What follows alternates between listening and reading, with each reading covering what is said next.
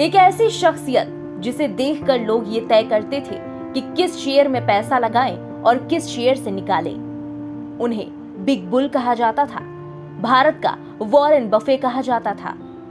वो ऐसे कुंदन थे जो मिट्टी को भी छू ले तो सोना बन जाए। आज वो हमारे बीच नहीं रहे। देश और दुनिया के सबसे सक्सेसफुल इन्वेस्टर्स में गिने जाने वाले राकेश झुनझुनवाला का आज 62 साल की उम्र में निधन हो गया। उनके निधन पर प्रधानमंत्री नरेंद्र मोदी ने ट्वीट करके शोक जताया है। झुनझुनवाला देश के टॉप अमीरों की लिस्ट में शुमार थे। उनकी सफलता असाधारण थी।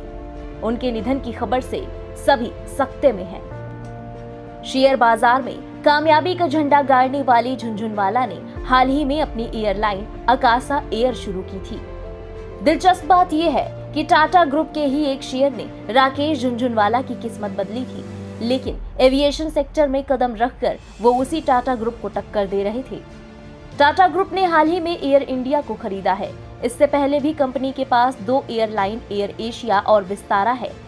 अकासा एयर के आने के बाद से झुनझुनवाला का सीधा मुकाबला टाटा ग्रुप से ही था।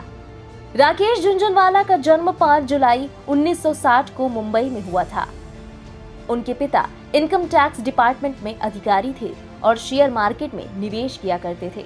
वहीं से राकेश झुनझुनवाला को शेयर बाजार में पैसा लगाने का चस्का लगा। उन्होंने कॉमर्स में ग्रेजुएशन करने के बाद 1985 में institute of chartered accountant of India से सीए का कोर्स किया। इसके बाद उन्होंने शेयर बाजार में जाने की इच्छा जताई, लेकिन उनके पिता ने इसके लिए पैसे देने से मना कर दिया।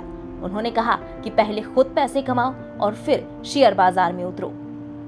राकेश झुनझुनवाला ने पहली बार 1985 में ही शेयर बाजार में कदम रखा।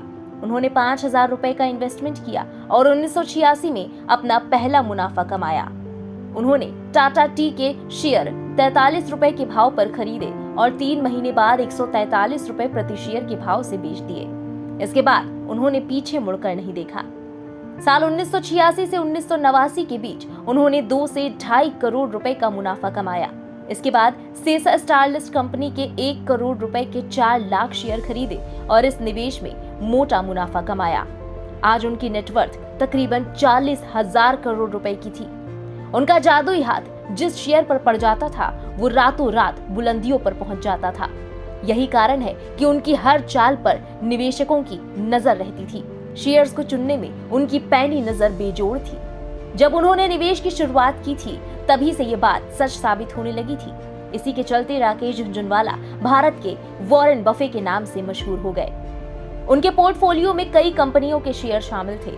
इसमें SAIL, Tata motors, Tata communications, Lupin, TV18, DB realty, Indian hotels, Indiabulls housing finance, federal bank, Karur Vysya bank, escorts limited, Titan company जैसी कंपनियां शामिल हैं। झुनझुनवाला रेयर एंटरप्राइजेज नाम की निजी ट्रेडिंग फर्म भी चलाते थे। इसकी नींव उन्होंने 2003 में रखी थी। इस कंपनी के पहले 2 शब्द RA उनके नाम पर थे, वही RE उनकी पत्नी रेखा के नाम के शुरुआती शब्द हैं। कम ही लोगों को पता होगा कि झुनझुनवाला ने बॉलीवुड की 3 फिल्में भी प्रोड्यूस की थी। इनमें इंग्लिश विंग्लिश, शमिता और की एंड का शामिल हैं।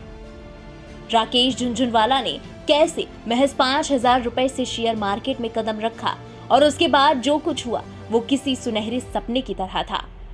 5,000 रुपए से 5 अरब डॉलर से भी ज्यादा यानी लगभग 46,000 करोड़ रुपए से भी ज्यादा का सफर तय करने वाले शेयर बाजार के बिग बुल राकेश झुनझुनवाला की कामयाबी के किस्से आने वाली पीढ़ियों तक को प्रेरित करेंगे। इस खास पेशकश में बस इतना ही। देश और दुनिया की बाकी खबरों के लिए सब्सक्राइब करें इंडिया पब्लिक खबर के YouTube चैनल को और बेल आइकन दबाना बिल्कुल ना भूलें।